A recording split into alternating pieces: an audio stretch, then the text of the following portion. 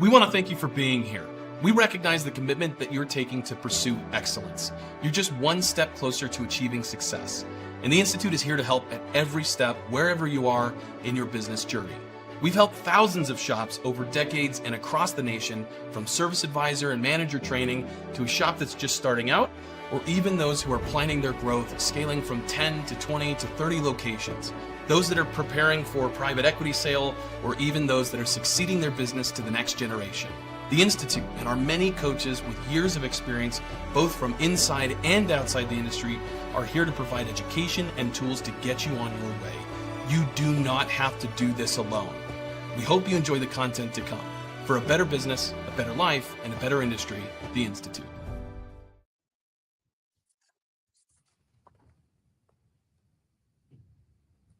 Good morning, good afternoon, good evening, or good night, depending on where and when you are joining us and where it might be from. It might be morning, might be afternoon. You might be watching the recording and it is evening. Either way, thank you so much for joining us today. My name is Jimmy Lee with the Institute for Automotive Business Excellence, and you are listening to the Leading Edge podcast and webinar series as we talk about all those things that will help you in your shop to become the best shop that you can possibly be.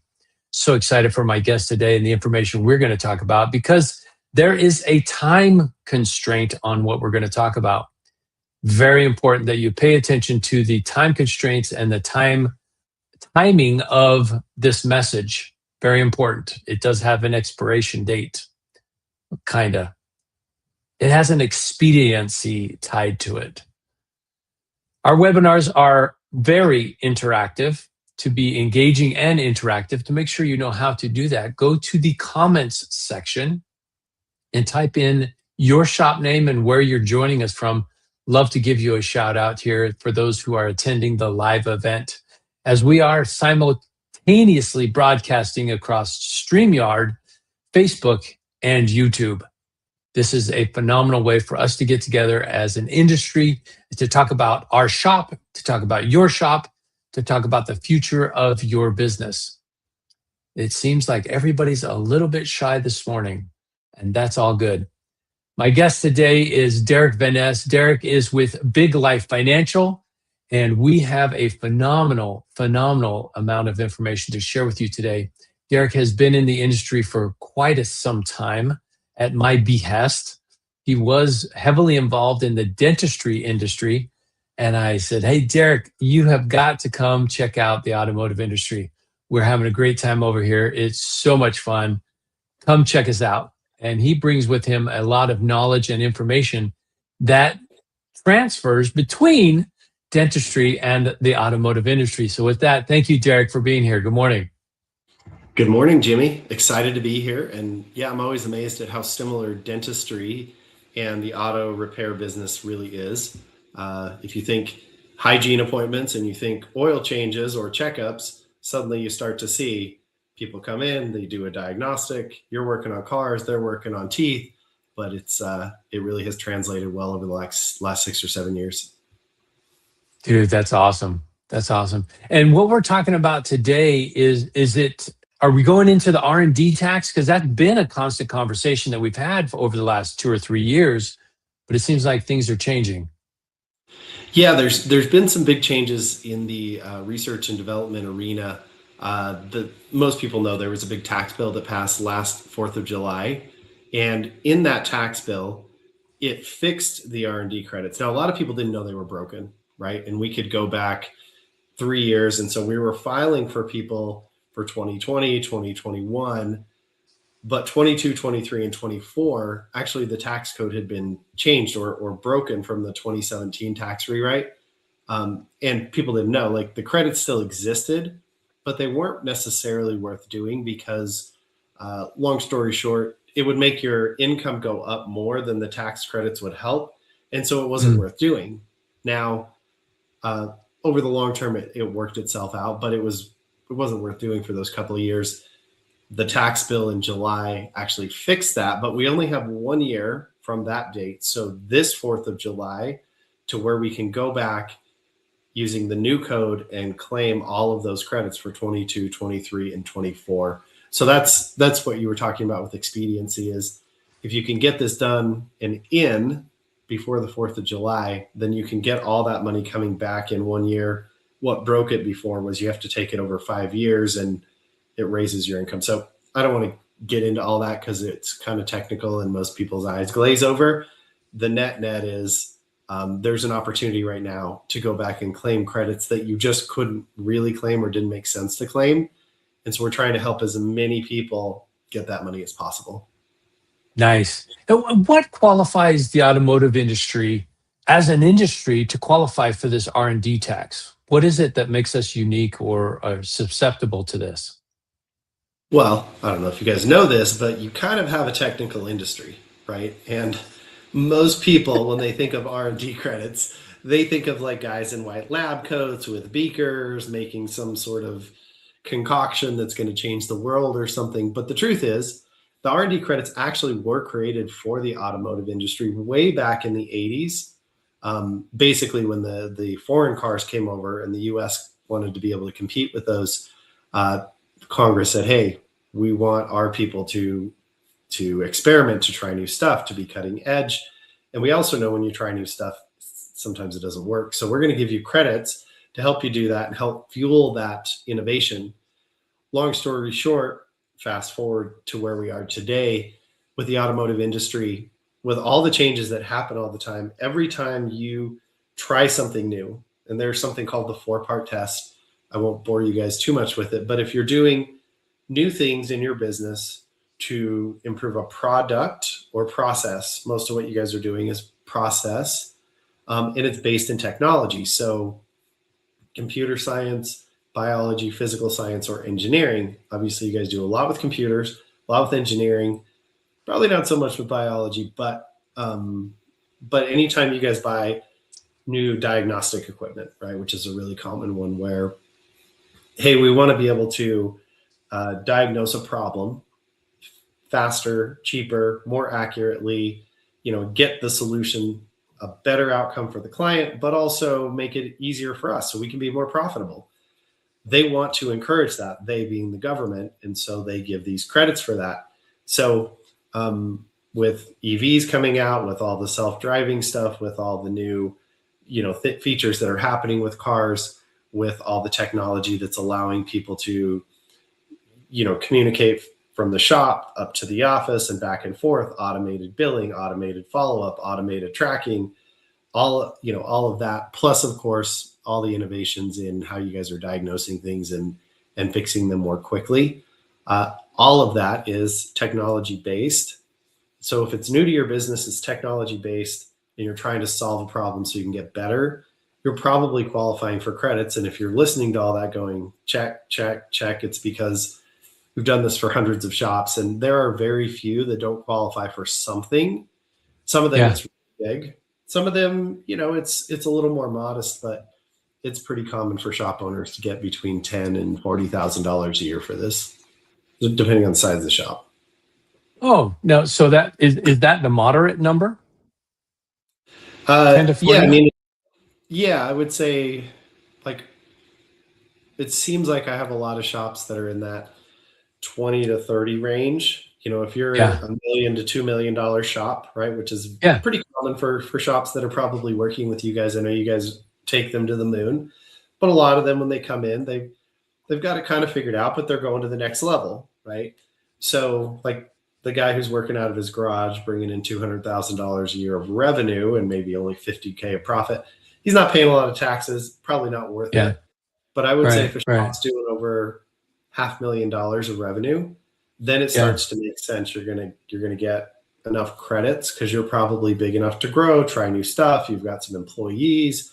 So I would say 10 to 30 is really common. If you've got a bigger shop or you get into multiple shops, it gets quite a bit bigger. And we have some, MSOs who get a couple $100,000 back. So it can get quite large. Oh, wow. So you started with the technical and you totally had me. I was like, oh yeah, Pico scopes, OBD2 sensors, all the scopes that they get. And it's not just a scope. It's not just a pad or tablet that diagnoses. they've got it for every make and model sometimes. Certainly, Volvo has their own software, and Porsche has their own software, and Mercedes and BMW. There's usually not an all-inclusive, all-in-one scope that you can buy that would test every single Right. vehicle. So you had me there. Yeah, I totally follow. And these scopes start at $10,000 a piece, and every year you have to update the software. So I should probably clarify this. So a lot of people think it's the cost of the equipment, it's the cost of the software. You already get to depreciate the equipment.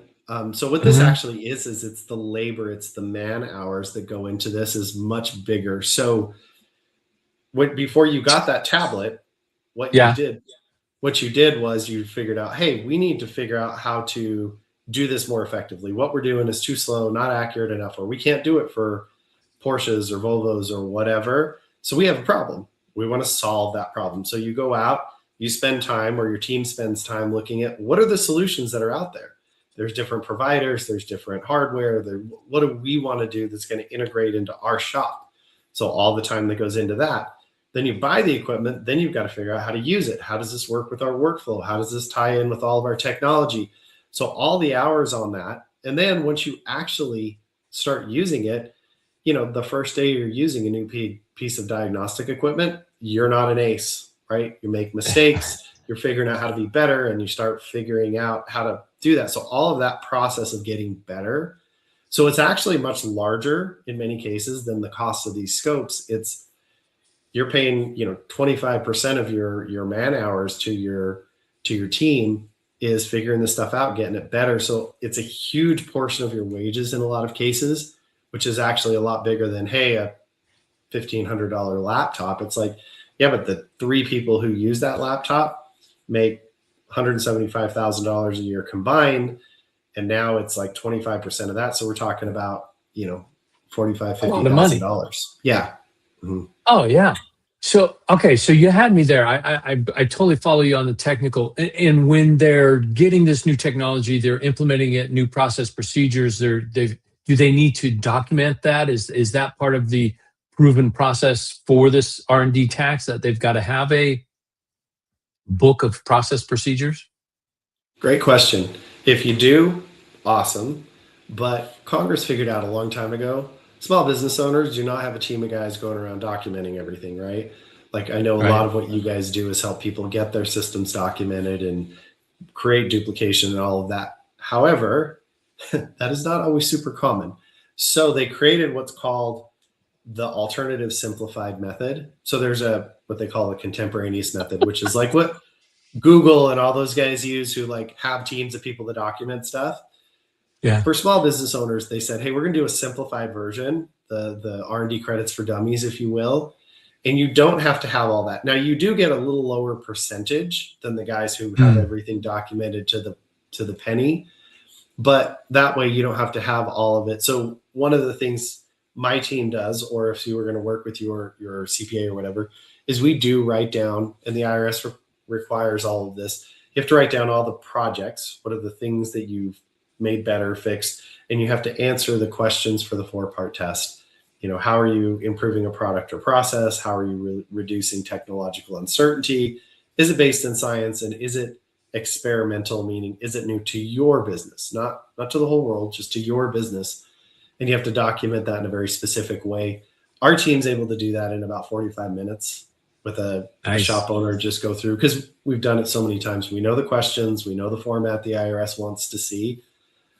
So no, you don't need all of this supporting documentation. Is it nice to have? Sure. If you ever end up getting audited, and the question comes up all the time, is this a big audit red flag? No, it is not. I mean, Congress literally said, we want you to file for this. They changed the tax code so you could file for this. And the fact that you are going back and amending those things is not a red flag, because they told you, we realized it couldn't be done before. Now we want you to do it. So it's not a red flag. We have not seen, over doing thousands of these, we have not seen any change in the audit rate that people get over people who don't do R&D, because we have a whole tax firm too, right? So we have good data on that. So it's not a red flag. So yes, there is some documentation that goes into it, but you don't need to be doing that. I mean, if you want to be proactive, you can be writing things down throughout the year once you start to understand this. But the reality is you don't need to have binders. I've seen the binders you guys have. You don't need Yeah, that. yeah.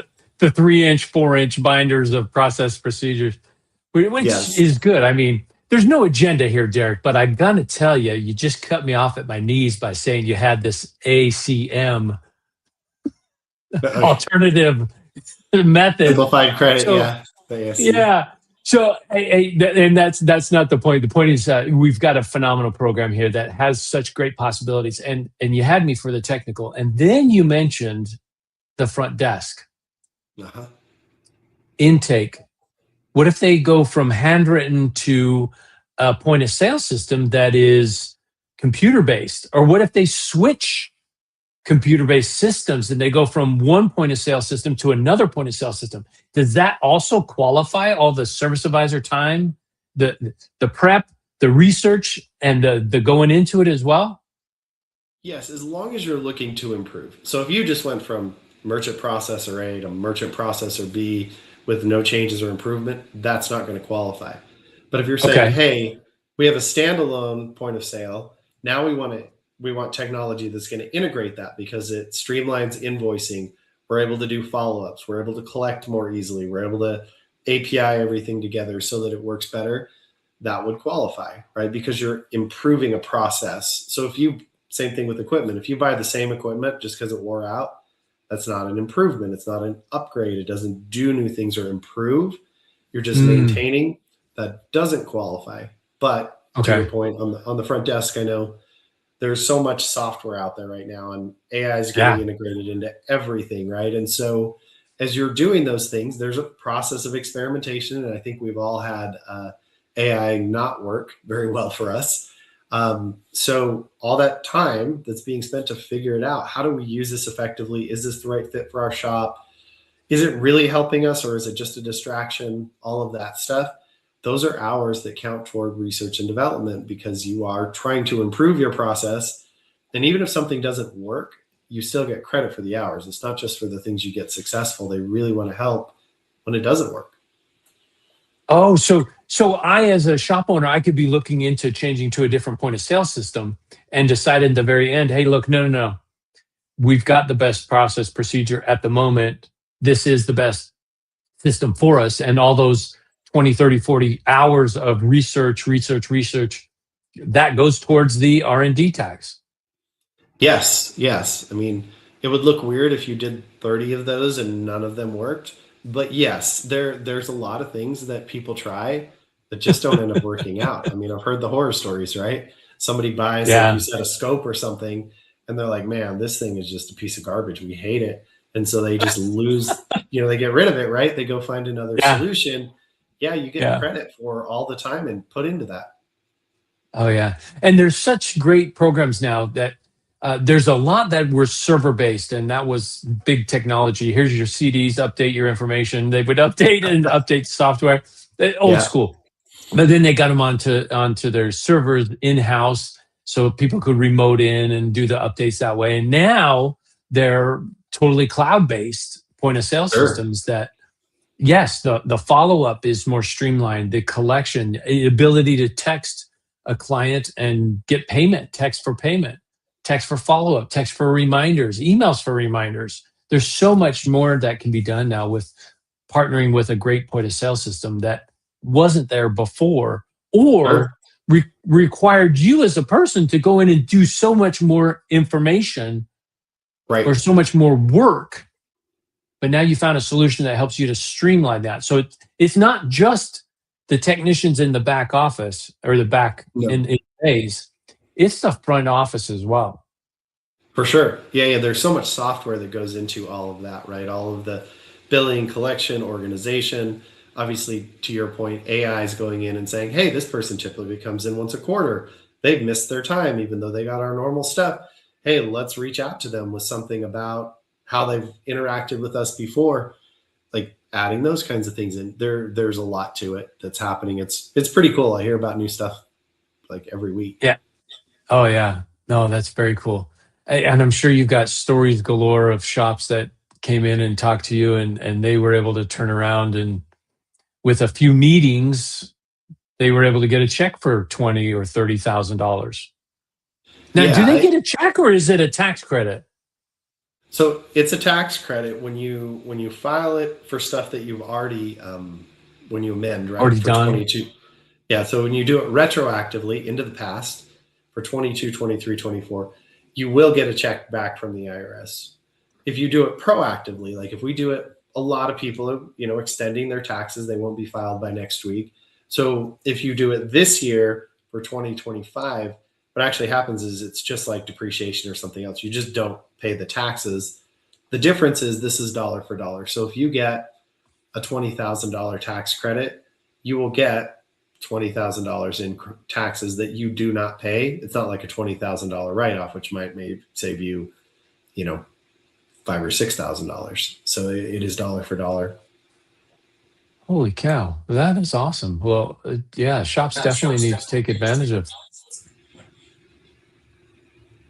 Yeah, 100%. I mean, to me, this is, I as I was thinking through what I want to do, one of the things that I see a lot, Jimmy, and this is maybe a zoom out one step, is there's so many shop owners that work super, super hard and they understand how to make money, but they don't understand how to keep it or what to do with it once they do. So they're creating income, but they're not building wealth.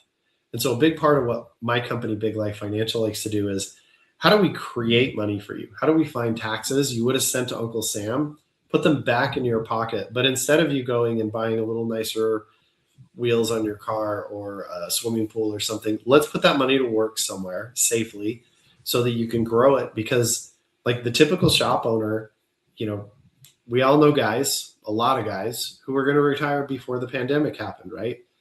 And they still haven't retired, right? Right. And there's a lot of that going on in the industry right now. And it's because a lot of these folks, and this is not an indictment, this is across the board for business owners, they don't have a plan to translate business income into personal wealth. And you need personal wealth to be able to sell the business and walk away. Now, I know you guys help them make the business worth more, help them sell it, do all of that, which is awesome. It's just depending on that one Hail Mary pass at the end of your career is a little bit scary. I would prefer that people do things like these tax credits. Hey, we got $20,000 a year.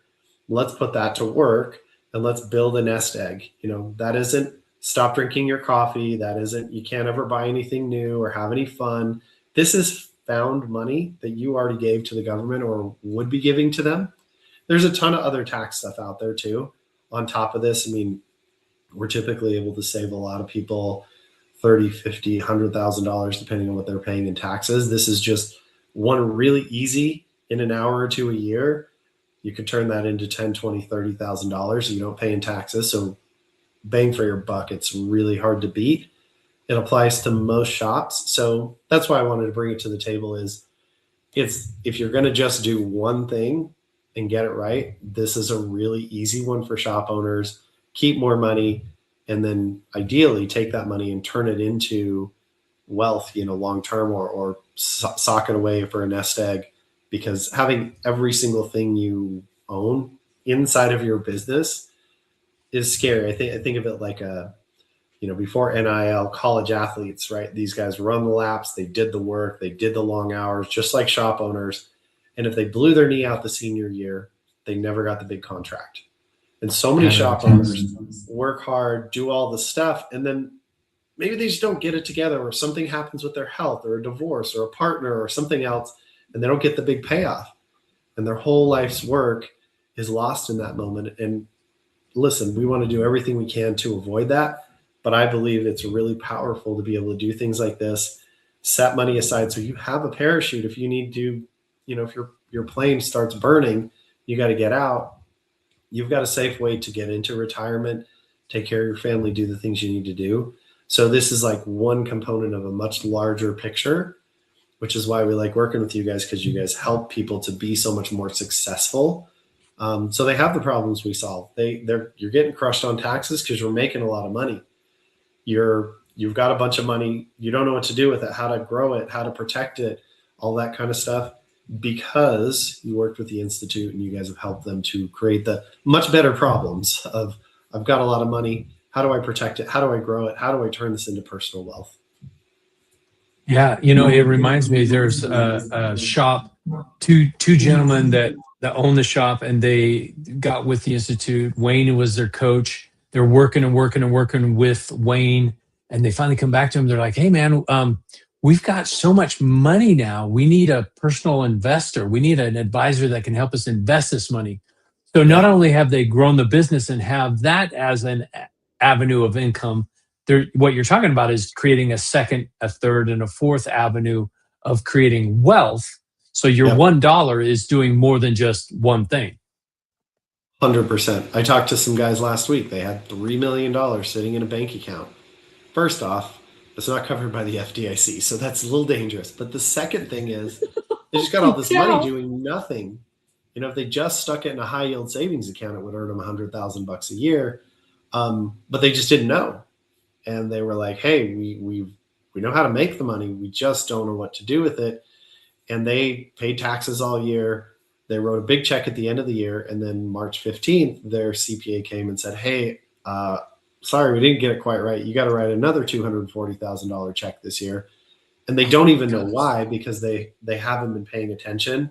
Listen, I know taxes are the most boring thing ever, but if people get this right in an hour a month, you can save yourself a ton of money. So it's a necessary evil, just like we don't necessarily want to get up every day and work out and eat all the right food and do all that kind of stuff, right? But if you don't take care of your health, it becomes a problem. Taxes are a similar thing. They're just way easier than your health. You got to pay attention to them. They're part of your business. And if you get them right, they'll add an extra 10, 20% to your bottom line every year without extra employees, no extra marketing, no extra customers. It's just more money you get to keep. R&D is just a very easy part of that whole bigger process. Oh, that's awesome. That's awesome. So let's paint a picture of what kind of a shop needs to come to you. It sounds like a shop that has 500,000 in annual sales or more.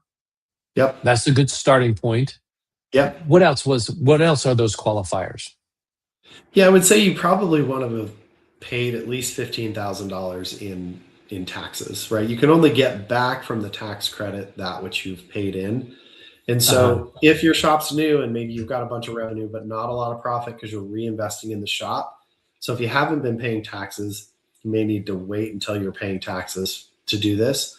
But if you're paying at least $15,000 in taxes, I would say, yeah, you're there. And then anybody, if you're doing anything new, right? If you've been doing the same thing with the same equipment, with the same software for the last 3 or 4 years, which is not that many shop owners. I feel like just to compete, you have to do more than that. But if you just haven't made any changes for whatever reason, then you might not be a great candidate. But I would say it's still worth a conversation. We usually do like a 15-minute assessment call just to make sure. We don't want to waste your time. If it seems like, yeah, you're doing things that qualify, we want you to know that. If you don't, it's like, hey, let's keep an eye on this. And when you do those things, we'll claim the credits. But if not, it only takes 15 minutes to have a pretty good idea. Yeah. What about conferences, trade shows, evenings of pizza and training? Do these types of events, do they count towards that R&D? It depends. So if you're just doing like routine training, like, hey, here's how we handle this, here's how we handle that, not necessarily. If you're bringing something new in though, like, hey, we want to have a better way to do this, then yes. If you're going to conferences for exactly what we talked about, like, hey, we need to figure out a better way to solve this problem in our shop, right? We need better technology, better communication from the front end to the back end. We need better diagnostics or better ways to figure out how to fix particular problems on particular vehicles or whatever. And you go, and part of that, the hours that you're spending there, that you're paying your guys to be there, or that you're there yourself, those would qualify. The cost of the conference itself, not necessarily, but the man hours, yes. Oh, so yeah, okay. So even in that scenario, it's not the scope. It's not paying for the tickets for the conference or trade show. It's the Yeah. amount of hours that your man or woman was in coaching and training, teaching, learning, because maybe they're trying to discover how to better service fuel injection for Ford vehicles or fuel injection for Chevy vehicles. If that's their focus, that's what they're going there to learn. Now they've got in 3 hours, 4 hours, 8 hours of training on fuel injection for Euros. That helps them in that R&D tax, correct? Yeah. If they're learning how to make the outcomes you get in the shop better, then it's probably going to qualify. If you're just doing routine training, like how do you change a transmission? I know I'm being really generic here, right? How do you change a transmission? That would be considered like routine training. You're not adding a new business component or improving a business component, so it wouldn't. But if you're looking at things that could change the way you do things in the shop, then yes. Okay, so if we went, and I'm going to use your basic scenario here, changing out a transmission. If we go to a conference or a trade show and we're taking the basic level class of how to remove a tire and change a tire on a wheel, and okay, and Right, this right. is how you remove a transmission, and we discovered that they've got a new lift because our old way of holding it by hand and Right. unscrewing it so Bubba can take the transmission and put it on the floor and Right. then put it back up when it's done. So now we've got a lift, a table lift that is Yep. able to hold the transmission. Is that in the arena of R&D that helps our shop be better, improves our process, improves our procedures, helps Bubba not go to the hospital so much for back pain? Yes, 100%. Because at that point, you're saying, hey, we just realized we have a problem. We're way too slow at changing wheels or transmissions, right? And we're looking at, okay, there are lifts out there that make this a lot more ergonomic, a lot faster, a lot more efficient, less injuries, all of that kind of stuff. Then you go, oh, wow, we have a problem. We need to find a solution. You may not just buy the lift they were talking about in that class. You might look at the other lifts that are out there to see what fits in the space and with the types of vehicles you work with. And then maybe you do go out and purchase that. And then you start figuring out things like what height, how do we do this? What kinds of cars is this optimal for? All of that kind of stuff. So yes, that would count. Oh man, it's fascinating. It's just opening up a whole new world of awesome possibilities here. I'm even thinking like alignment equipment. A lot of shops Sure. might have equipment that's 30 and 40 years old, but the new vehicles, they're all-wheel drive. So being able to only align the front wheels or just align the back wheels, you need to be able to get new equipment to do all of that. Plus, Hunter's got equipment, you just are able to drive across it and it will tell you in about 30 seconds where you are in alignment or out of alignment, what needs attention. Then you pull it onto the big alignment machine. I mean, this is like a $140,000 machine that Yeah. is definitely an improvement over the archaic dinosaur you used to have. Yeah. All of that kind of stuff, right? Because it's so much faster, hopefully more accurate. So you're able to move more cars through the shop, right? And so you're Yeah. improving your process. Yeah, so all of those kinds of things definitely create credits for you. And that's the whole thing is shop owners just don't realize it. You're already doing all this stuff, right? You have to stay in business. If you own a shop, I'm sure you're obsessed with how do we get better? How do we get more efficient? How do we make our numbers better? A lot of the stuff you're doing, the stuff that doesn't count is the stuff that's not based in science, right? If you're just running spreadsheets and analyzing numbers and some of that, that may not count, but every time those numbers turn into, okay, we realize a problem spot, we need to fix that. Here's what we need to do. If it involves technology at all, you're probably going to qualify. So, and you'll notice I keep saying probably. I don't want to make promises about things and you make a guess. But the truth is, in today's world, technology is changing so fast for shop owners that you're probably doing this stuff and you don't even think about it because it's just part of what you do to try and compete and get better. Otherwise, you get left behind. So that's Yeah. why so many shops qualify. Yeah. You have to. You have to keep reinvesting in your company, into your business. Lucas Underwood was just on Facebook or one of the social medias talking about how, as shop owners, we work so hard in our business just to get a 4% net return. Yeah. And that's so low. We need more. We should be operating at a higher level. That's where the Institute can help you as a shop owner to get you to that 20, 22, 24% net profit. I'm thinking of a few success stories that happened within the last year or two with the Institute. They came in and said, hey, man, we just can't break 7% net profit. What can you do? How can you help us? Well, where do you need help? Where do we start? Well, if you're going to talk to us about car count or average repair order or charging soft supplies, we're done. And they were right. That's not what they needed. We needed shop efficiencies. So we went in and met them there with shop efficiencies, helped them to improve their process procedures internally. And what's the net result?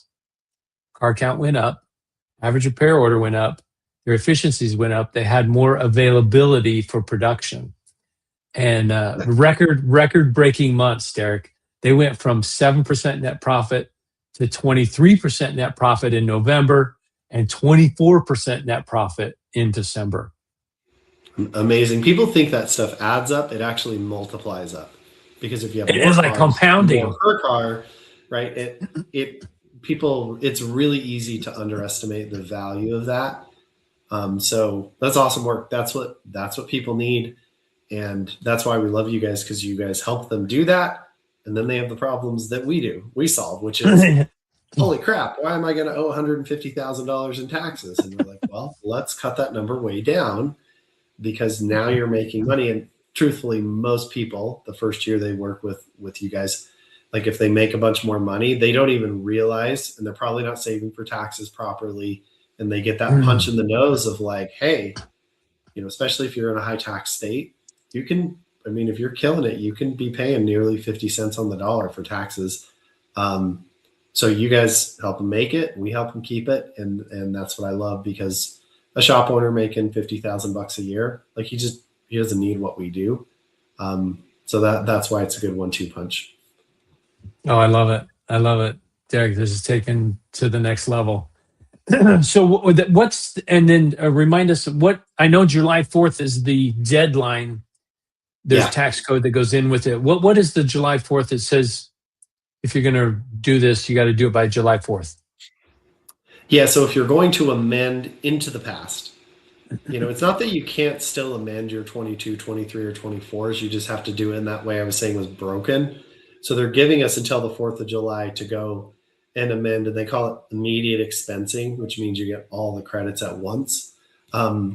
So we have until that time it's just like in April 15th, right? If you've got the postmark July 4th, which actually is the 6th because the 4th is a Saturday this year, then I know, crazy stuff. But anyway, if you have that, then you can have the amendment where you get your full check back versus getting it over time.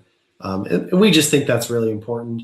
I mean, truthfully, for the people on the cast right now, knowing this is available, even if you didn't go back and get it, but just doing it proactively, you've got between now and whenever you retire to get this money every single year. And if you're, I know a lot of shop owners are 50 plus, but God, if you're in your 40s, you can do this for the next 25, 30 years. And if you just took this money, like I'll teach you guys a quick little math trick. If you save $20,000 a year and you invest that at 7%, in 30 years, $20,000 a year turns into $2 million, just over $2 million. 30,000 turns into about 3 million. 40,000 turns into about 4 million. So if we look at that and go, okay, when I get to retirement age, if I'm 40, when I get to 70, this 20,000 a year or 30,000 a year is going to be worth $2 or $3 million without me having to cut back or have a conversation with my spouse about why we're going to spend less or not enjoy life as much, because I'm all about enjoying life. It's a huge difference. And for most shop owners, it's more than they would save on their own. Like you're doubling or tripling what you were saving for retirement without having to do really anything, right? Just save it in taxes and then put the money to work. So it's a huge win. And this is something that multiplies, just like you were talking about with each of the different metrics. When you put them together, they multiply. Same thing here. When you don't pay it in taxes, then you put it to work and you give it time, that multiplies over time. It can really move the needle. So I love yeah. it. I love it.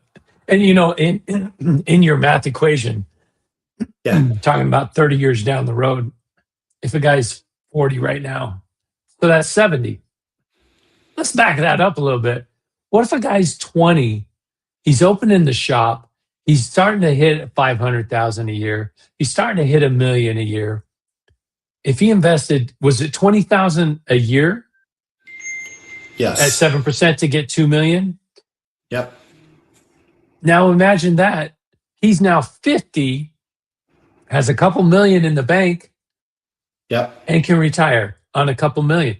Or maybe he started at 20,000 a year, then he went to 30,000, then he went to 40,000. Now he's got Yep. somewhere between $3 and $4 million at 50 years old, and Yep. can retire and live very comfortably doing whatever else they might want to do. Or Yeah. now, Yeah. here's the math you probably aren't going to do in your head. And if you do, I'm totally impressed. What if that same person at 20, investing 20,000 a month, 7%, 50 at 50 years old, so that's 30 years. What if they say, hey, you know what? I'm 50 years old, but I've still got another good 10 years in me. I'm going to start the process getting things ready to sell, but I'm not going to sell yet. I've got 10 years to work this out. If he goes another 10 years, 40 years total at 7%, doing 20,000 a year. Are you doing a calculator? You're not doing it in your head, are you? Yep. I'm Okay. doing a calculator right now for you. Let me just do it. I do this stuff all the time. Okay, so 40 years instead of 30 years. Yeah. That would turn into, instead of turning into 2 million in 40 years, so the extra 10 years, you go from 2 million to 4.2 million. And if you went 50 years, let's say that guy really loves it and he wants to do it all the way to retirement, then you're looking at $8.7 million. And that's just doing the 20. Yes. Yep. An easy number generally is once you have a sum. So let's say at 50, this guy had $2 million. Let's say he just retired and just said, I don't want to do anything more. I'm just going to let that money grow. At 7%, your money will double about every 10 years. There's something called the rule of 72. Yeah. So, 10 years from that, he would go from 2 to 4, another 10 years from 4 to 8.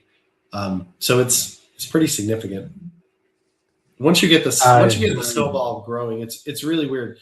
It's like a hockey stick, right?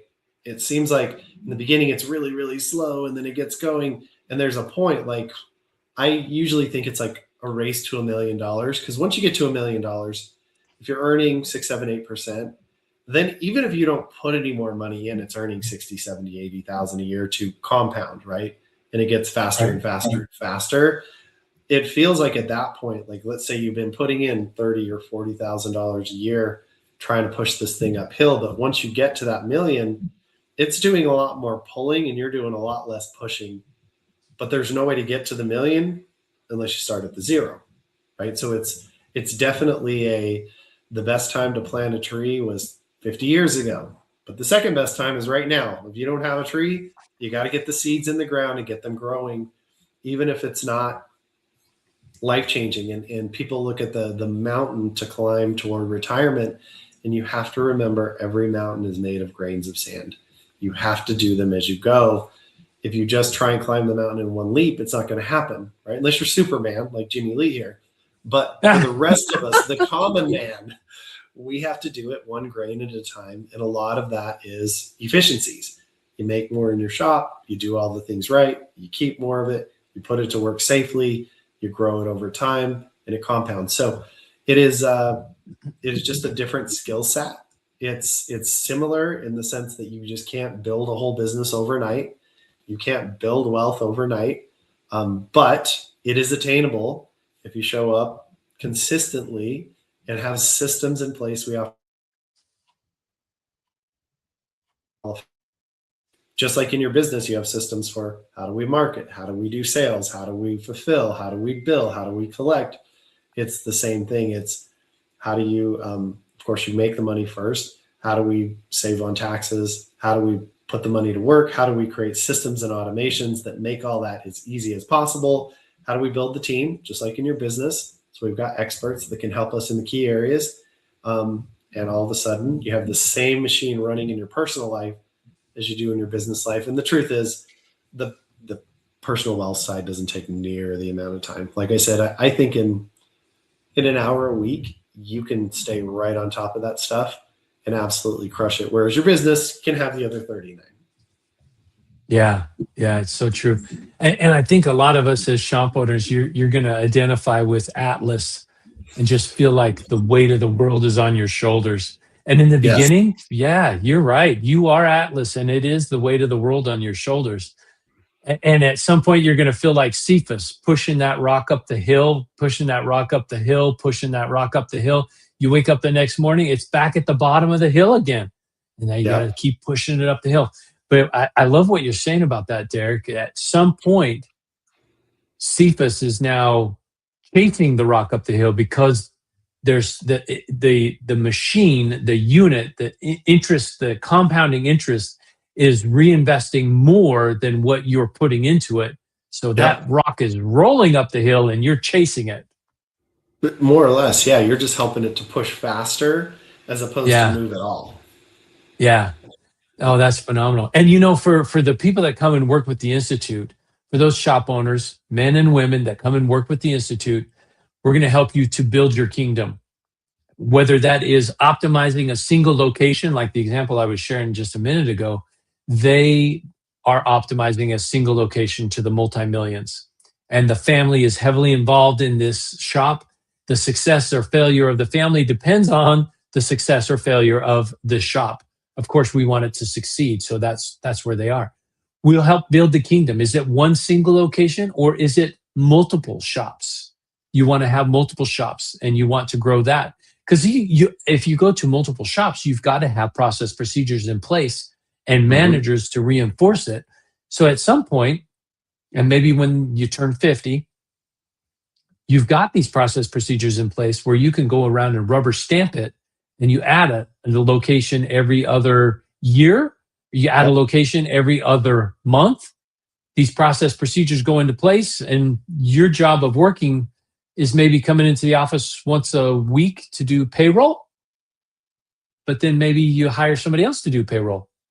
Sure. Once you can get to the point where you have an operator, right? Someone who really has ownership, and I don't mean like stock, but like really has taken ownership and is paid to run that for you, it becomes an investment for you. It's no longer your identity. And this is a real shift for business owners. I'm sure you guys go through all of that, but it is a real shift from I operate this business. It is who I am. How the business is how I am. Versus this is just something I own in a bigger portfolio of companies. And it could be a bunch of auto shops. It could be shops and parts and towing and all the other related things. It could be unrelated, right? But ultimately, it's a real different way of looking at it as an asset that you own versus a business that you run that takes all your time. One is, quite frankly, a high-paying job, and the other is an investment. Yep. So let's invest in your future. More than a 4% net profit. Yep. Let's get bigger than that, and then let's compound that interest. Definitely reach out to Derick Van Ness with Big Life Financial. Derick, how do people reach you? Well, our website, of course, is biglifefinancial.com, but we do have a special link for Institute people who want to get the R&D credit estimate. We'll do it for free. It'll probably take you in total probably an hour and a half of time, 15 minutes for a first phone call, a short, if you're a good qualifier, maybe a 30 to 40 minute call. And then at that point, we just gather all the documents and we give you your estimate for free. And if you want to move forward, we'll take it from there. So if you go to biglifefinancial.com/autoshop as one word -credits, that will take you to the place where you can get a free estimate. And we'll know that you came from Jimmy and the Institute here. Oh, that's awesome, Derick. Thank you. Thank you. I appreciate you doing this.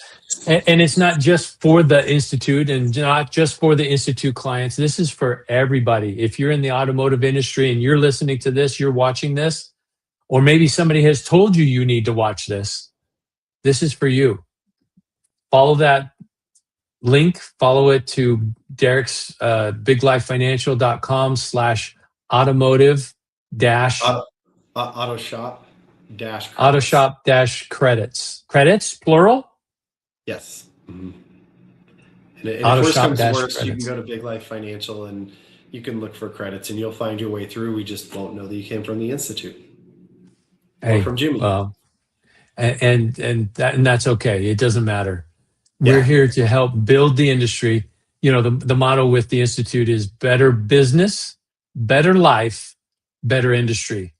The better we can help you in your shop and in your business to be the best business that you can possibly be, the net result is you will have a better life. You'll have more opportunities. You'll have more freedom to be able to be with the family, to have dinner at home every night of the week, to go to the kids' plays, to go to their races, their cheerleading expeditions, whatever it might be. You'll have a better life. And the net result of that, and working with the Institute, we think, is going to be a better industry. So we're going to help build this industry to be the best it can possibly be. And I love with it. guys like you, Derick, you're really helping us to move that needle. Yeah, I believe in a big life. You're talking about a better life. I would say those are the same things because that's the real game. It's not necessarily just about more money. Only if that money serves you having a better life, right? If you make more money and your life isn't as good, I would suggest maybe you trade back because the better life is the goal. Yeah. The better life is the goal. We all want to have a better life. We all want to have a better existence here on earth. What does money provide? More options. Yep. More options, more choices. I totally agree. Yeah. Well, that's awesome, Derick. Thank you very much, brother. Any final words of wisdom to depart upon our automotive shop members? Yeah. If you're on the fence about these credits, I think it's at least worth a phone call. It has transformed a lot of people. It really opens people's eyes. I'll just let you know, if you do an R&D credit estimate, a lot of times we already have your data, so we'll do a free tax review as well and look at everything. But the big thing is whether it's with us or with someone else, taxes are worth figuring out. They don't have to take a ton of time. You just have to find the right people who understand this stuff and can help you. For most shop owners, it's worth at least 5 figures a year.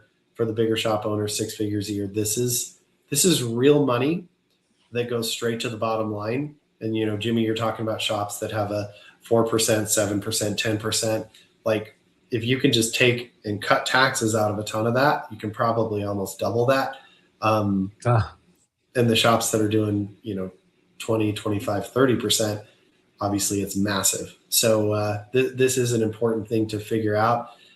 I know it's not exciting. I know nobody loves the IRS, but you only have to figure it out once. It doesn't change that much year to year. So once you know it, you get to benefit for the rest of your life. So whether it's talking to us or your existing people or someone else, this is a game worth figuring out because it will pay you every single year.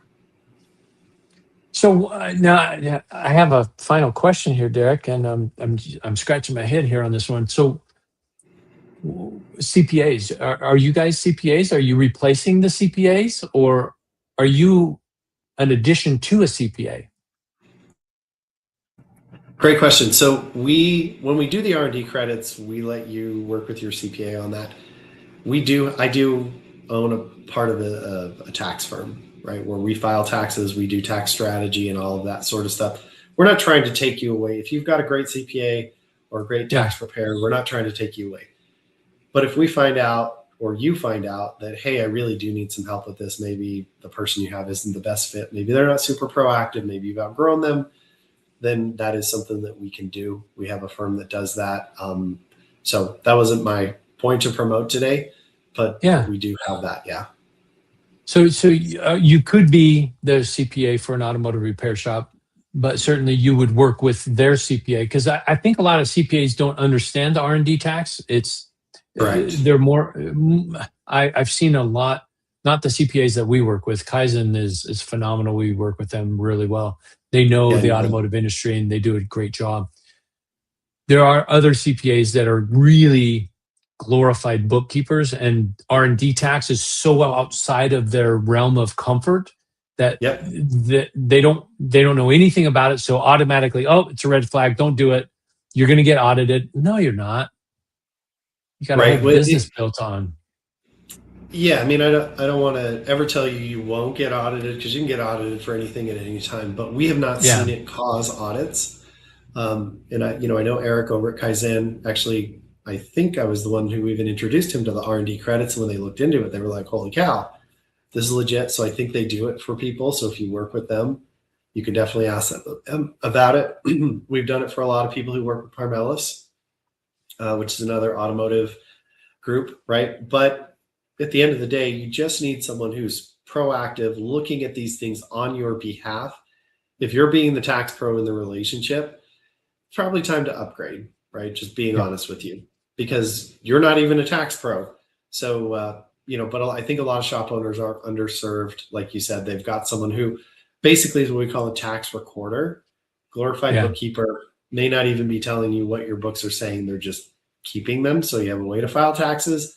But ultimately, it'd be great if you had someone who was meeting with you at least a couple times a year, proactively telling you what's going on, how much you should be saving, what to look for, how to create opportunities, and makes a big difference over time, especially if you make a lot of money. Yeah. Oh, yeah, for sure. For sure. It sure does. Well, that's awesome. Well, thank you, Derick. Really appreciate it. Appreciate you being here and sharing with us the R&D tax. I think shops everywhere need to take advantage of it. It's a 15-minute phone call. Give Derick a call. See if he can do something for you. If he can, great. And if he can't, that's okay too. At least you know you're on the right path, going the right direction, doing the right things. Yeah, So you got to that's explore. phenomenal. Yeah. Well, my name is Jimmy Lee. I'm with the Institute for Automotive Business Excellence. And the information you've heard today, if you found it interesting, if you found it enlightening, if you found it compelling, we do a lot more than just phenomenal webinars and podcasts. We work with advisors, managers, owners. We work with you to help you optimize your business, to build a better business, a better life, and a better industry. So if you find this information interesting, get out your smartphone, because in about 30 seconds, you're going to see a QR code come on the screen. Scan that QR code. One of my guys is going to reach out to you and have a conversation. And I was just reminded today, Don was like, "Oh, hey, remember that one guy? We were talking to him. Yeah, and he was doing like $80,000, $90,000 a month in revenue. We gave him some advice. He told him one thing, Derick, do this one thing. And it increased his business by $30,000 the very next month. And the guy's like, "Oh my gosh, that one thing, it made all the difference." Phenomenal. Absolutely. Everybody needs to do it. Scan the QR code, meet with the Institute for Automotive Business Excellence. Let us help you to make your next $30,000 from doing just the one thing. Amazing. Didn't cost him anything except for a phone conversation with Don. And, yes. Did he join the Institute? Yes, he did. And he has grown exponentially since then. So let's do it, and let's do it together. Thank you so much, you guys. I'll talk to you again soon. My name is Jimmy Lee with the Institute for Automotive Business Excellence, and you're listening to the Leading Edge podcast. My guest today, Derick Van Ness from Big Life Financial. Derick, thank you very much, brother. I appreciate it. You got it. Loved it.